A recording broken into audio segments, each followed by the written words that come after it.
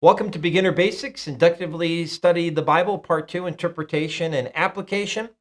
We've walked you through. This is the purpose of a webinar. We've gone through this many times before, so I won't take any time to go through that.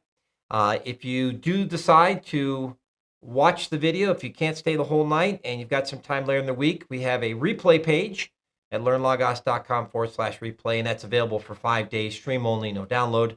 If you want to buy this webinar tonight, it's discounted to $6. Check that out at LearnLogos.com/buy now.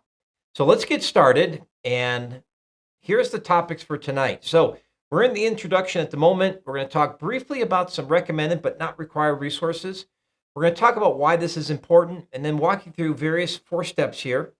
We're going to look at the key data and the steps for interpretation, how to rightly handle the information, how to work through difficult issues. We'll talk about application, and then just a couple things in the mobile app I want to show tonight. So very excited. Let's get started. So here is our personal book. And as you can see, there's a full table of contents, and we're right here in the introduction. And I just want to take a few minutes to talk about some recommended but not required books. But before I even do that, let me tell you why this is important. So I'm going to scroll down a little ahead of myself. Interpretation is where meaning is determined. The proper interpretations open understanding to truth, but the wrong interpretation obscures leading one to wrong understanding, incorrect application, and even unbiblical thinking about God, Christ, and even salvation wrongly. So everything hinges on interpretation. Rightly or wrongly interpreting the biblical text not only has temporal, that is present time consequences, but it even can have eternal consequences. So let's just be honest. It all comes down to how you interpret, and this is the key. So that's why we're doing this. This is a really important topic. Now, I have some resources that if you want to go deeper or just get introduced to this idea of interpretation, I have some books that I've used over the years that I think are well worth getting and adding. These are all Logos resources. We'll do this pretty quick, but I at least want to give you the links. First one is a very familiar one. It's already got more than several editions, and that is Grasping God's Word by Duvall and Hayes. It's an excellent resource. It's taught at many universities, seminaries. It's a staple across the many schools. So check out that book. Very good introduction.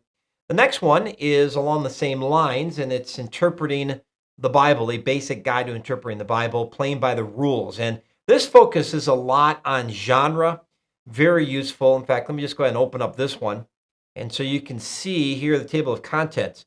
You got biblical narratives, poetry, psalms, proverbs, and he's going to walk you through not only a survey of the types of books that fall under psalms, but ways to interpret them, things you need to understand about them. So very, very good book. Then we have the Old Testament and New Testament exegesis, and these are really helpful. The first one is the Old Testament exegesis. Let me go and open up that one. And this is going to walk you through a process. So this is really good from a methodological standpoint. They're literally going to take you through this. And by the way, I believe these are still available in Logos as a guide or workflow. So I'm going to click on, let's see, fee. I think fee's the one. Maybe not. Maybe they got rid of these.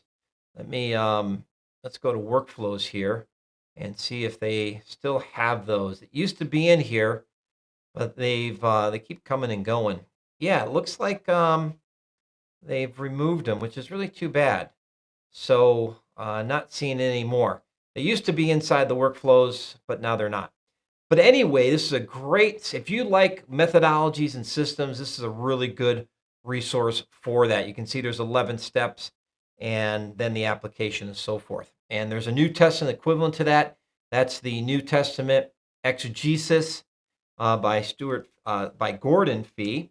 And there's the link for that. And then there's this one, which is the Protestant Biblical Interpretation by Bernard Ram. And this is a complement. This was, again, this will go over hermeneutics and spend some more time on that, but it's a layman's book, not meant to be really technical, as we'll show in a little bit, the hermeneutical spiral. But this is a really good introduction to hermeneutics. I really like this resource. And let's see, let's get you that link. And then the next one is Sandy and Geese. This one actually is pretty cool too. Let me open up this one and give you the link. It's Cracking Old Testament Codes. This is focus on Old Testament. And you can see really quickly that they have all the genres. So you've got a variety of authors, but there it is. The literary background, that's really important to understand what is the Old Testament. But then you get into narrative, history, law, oracles, laments, praise, proverbs, etc. And this is just wonderful, wonderful little resource. Very accessible. Highly recommend it. Then we get into kind of the heavier, more academic resources. This one is the Introduction to Biblical Interpretation. And when I say more scholarly, it's going to get more technical. But this will go deeper than your other books that I've given you so far. So if you want something more academic, this is definitely the place to go. So it covers all the same topics, but from a more scholarly and technical perspective. And then the last one, which I wouldn't agree everything that's in all these books. Let me just put that as a caveat. But this is another kind of staple that you should be aware of Grant Osborne. He's got some commentaries as well that are really good. And he'll have some really interesting discussions. And he'll cover everything, but this is in-depth academic hermeneutics. This is what hermeneutic classes will use both at the MDiv and the PhD level. But he really covers a lot of ground. I'm not going to say I agree with everything, as I said earlier, but you really need to be aware of the issues that he raises. And that's what makes this book so good. So if you're looking for something more advanced, this would be the book to get. All right, that takes care of the resources. Hope you enjoy those links. Let's jump into now the interpretation side of things. So the first step is the key data and steps for interpretation. I can't stress this enough. What's going to help you in your inductive Bible study process is knowing what data that you need to dig deeper on. And so I've got this we're going to walk through each of these. We've got some examples from the Bible, and I'm going to show you some resources to help you do this. Now, remember, my LearnLogos study method, which has the 11 steps, walks you through each one of these interpretive issues. So we have the word studies, the grammatical studies, the cross-referencing, the historical background, theological background, cross-checking, and illustrations and applications. So we've done this webinar on 11 steps is what it's titled, for a better Bible study, something along those lines. And that will help you build these steps and use these steps. But let's zero in on the first thing. Now, normally you don't see textual criticism as part of basic inductive Bible study. But the reason I'm introducing it is because the tools that are available have so simplified it that you're crazy not to do it. Let's take a passage, Mark 11:26. And great question. So, Rich, it's covered in the webinar, but what I did basically is I first drag a layout that I saved. So here's the layout. And I basically grab the layout and drag it to the shortcut toolbar. And then what I did is I right-clicked on the layout, gave it a label, and I gave it a folder name. And by giving it a folder name, that's what creates this menu. When you have two or more shortcuts, then Logos converts this folder into a drop-down menu. And they're all in order because I have a naming convention that is sorted. So that's how you do it. You right-click and you give it a folder name, and then you can put as many items in the folder, which is really cool. So great question. All right, so here we are at Mark 11:26. Now, if you have a New American Standard, you're going to see this often, these little brackets. And these brackets are to tell you that this is a contested passage. It's a passage that we have in our Bibles, but is really, according to the New American Standard scholars that put the Bible together for this translation, they don't feel there's substantive evidence that this verse should be in the scriptures. Now, this doesn't change the meaning. It doesn't mean that our Bible is inaccurate. The fact that we know that this doesn't have evidence or strong enough evidence to be a passage, and we still put in here, shows you that there's some balance here. If you have an ESV Bible, let me go ahead and do that. And we click that, you're going to see that they don't include it. So look at this. We have 25 right here, but no 26. And the way the ESV handles it is they put a little footnote there, and then they're going to say some manuscripts add verse 26, but they don't include it. And I really don't like that because I like to be able to determine that option for myself. So I like to have this verse there to see it, to know that it shouldn't be there, but research it whether it should or shouldn't. Now, how do you do that? How do you look at a passage like this and go, should I preach it? Should I study it? What do I do with it? Well, there's a wonderful resource, Metzger's Textual Commentary. So let me put this in here. And it's his textual commentary. So I'm going to put in the word textual just so we can get the whole book there. And you can see it right there. Bruce Metzger, a textual commentary. You'll notice that there's a Roger O. Manson, which is practically identical to this book. You really don't need both. You just need one. And when you click on that, here we are at Mark 11:26. Let me drag this over to the right so we can see our verse. And what this book does is gives you the rationale of why it should not be included. Although it might be thought that this sentence was accidentally omitted because of this word, homoioutelton, its absence from early witnesses that represent all text types makes it highly probable that these words were inserted by copyists. Now note this, in imitation of Matthew 6:15. So let me bring Matthew 6:15 over. Notice all I do is left click on that verse and then drag it over, and I can get that verse to appear. And look at this. But if you do not forgive others, then your Father will not forgive your transgressions. It's almost identical. So it's a biblical truth, but it just doesn't belong here.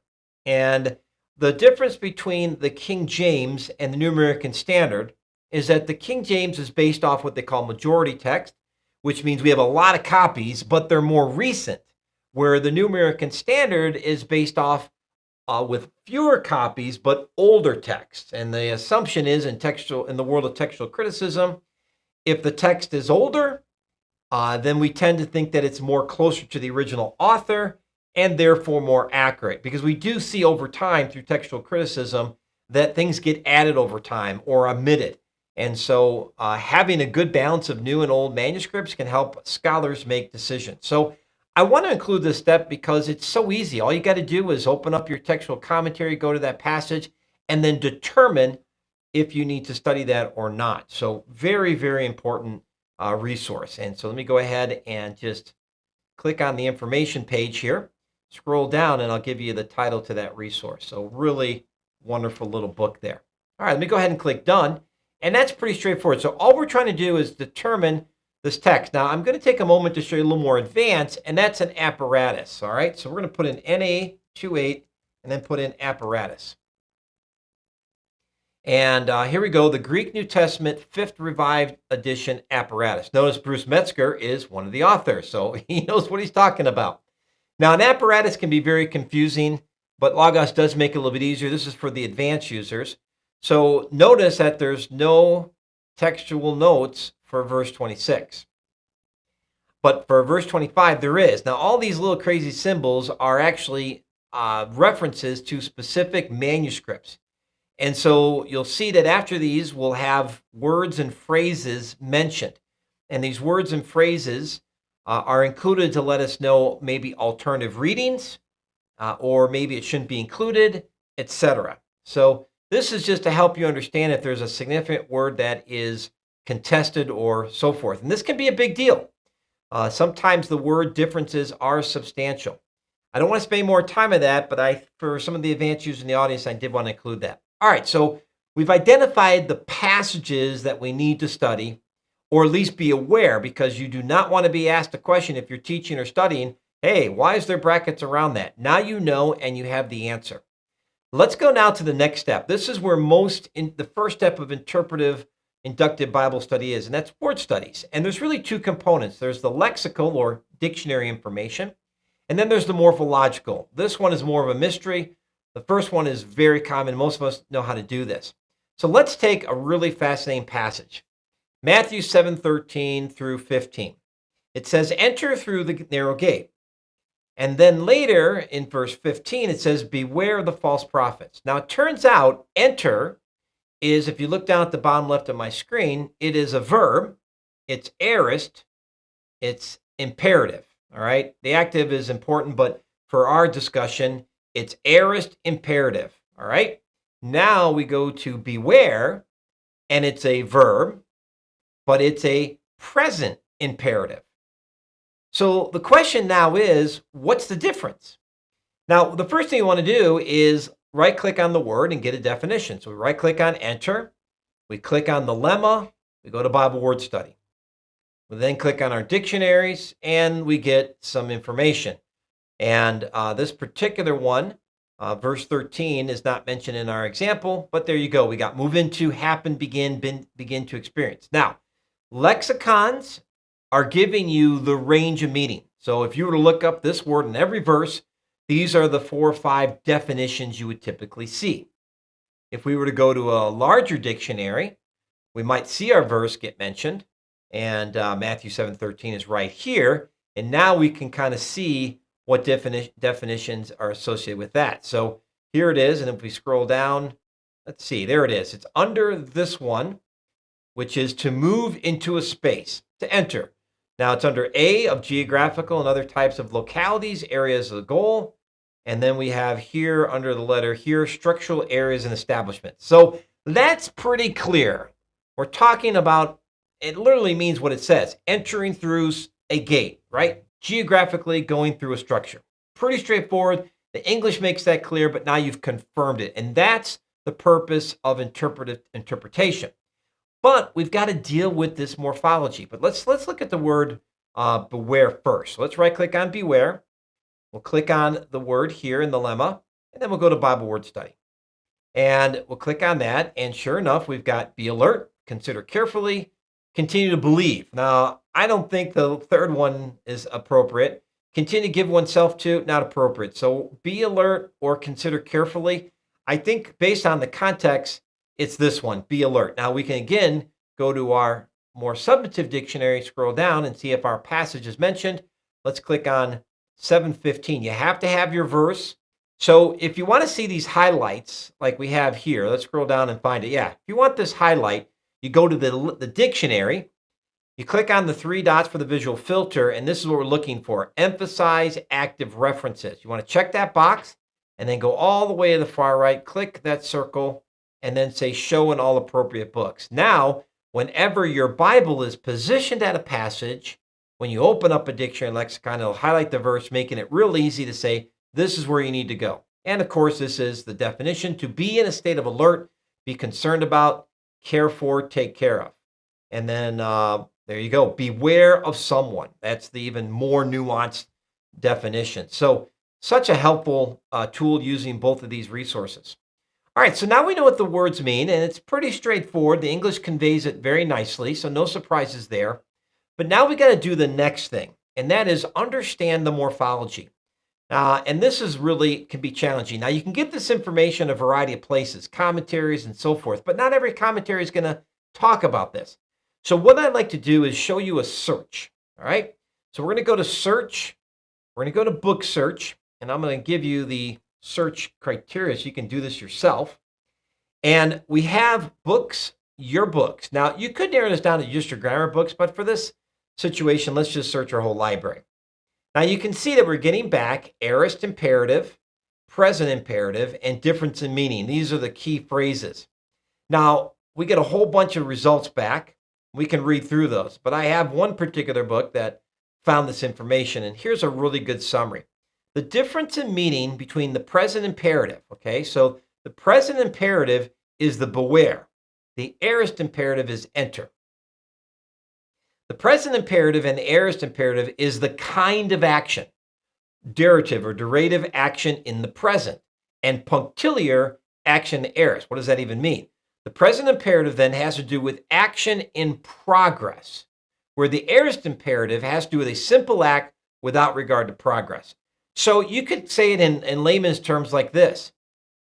Entering through the gate, that's a one and done. The beware of false prophets, that's ongoing. And I love this insight that comes from this particular search, because we're getting theology here. You can't keep re-entering the gate. Why? Because the gate is wide and the way is broad that leads to destruction, and there are many who enter through it. For the gate is small and the way is narrow that leads to life, and there are few who find it. This narrow gate is salvation. You can't keep re-entering it. It's a one and done. You either go through that narrow gate, you repent and believe and you're saved, or you don't go through the gate. versus, and again, that goes against a lot. That is significant, especially when you get into the whole issue of Calvinism and Arminianism and election and losing your salvation, eternal security. That's part of it too. All that is built into this theological verse right here. Now, beware of false prophets. You can never stop being aware because every Christian generation has had to face them. This is why morphology matters. And let me just pull up real quick for you guys a real helpful chart. And I'm going to include this with the webinar. So if you can bear with me real quick here, I'm going to pull this up. And it's a PowerPoint that has all the morphology for you to make life a whole lot easier. So let me go ahead and click on that. And here you go. So I have the breakdown of kind of the main ideas. This is Hebrew, singular, number of persons, plural. The types of numbers, right? There you go. And then we have the performing the action, but here's the voice, right? Active, middle, reflexive, passive. And then the stems that use it. Then we have the type of action, continuous, completed, what it looks like as far as a verb family, the translation, and then that's broken down. So the mood, simple, cal, and passive simple, translation, how to translate it. Then we go into the Greek. We do the same thing, the voice. Then we walk you through several slides like subjunctive. The little asterisk here, a starburst, is telling you it's a point in time. We don't know when, but it happened in the past. You can see the timeline there, past, present, future. A continuous line represents that this is happening in the present. So here we have multiple items here. We have, for example, look at this. This is pretty cool, like the perfect indicative. We're not sure when it happened and start in the past. That's irrelevant, but know this. It did happen in the past, and the results continue even to the present. That's the perfect. Where the pluperfect says, hey, it definitely happened in the past. It continued for a while, but then it stopped. And then the imperfect is, hey, it started and it stopped. Definitely defined. So this little chart I'll include with the webinar, and I think you'll find this extremely valuable. Print it out, and then as you're doing your morphology, just look up these little tables, and before you know it, you'll be really getting a good handle on morphology. So this search is something I highly recommend, and the way we do it is you just look for those key morphological terms, typically, tense, voice, and mood, and then you include this phrase difference in meaning, and you include both, and you can rebuild the search based on other morphological forms, and then search your whole library. If you get too many hits, then search your dictionary, your grammars, or your exegetical, expositional commentaries. They'll talk about these issues as well. All right, now how do we go through the interpretive process? Well, we check 2 or 3 sources and confirm, which we did. And then the morphology, the same thing. And then always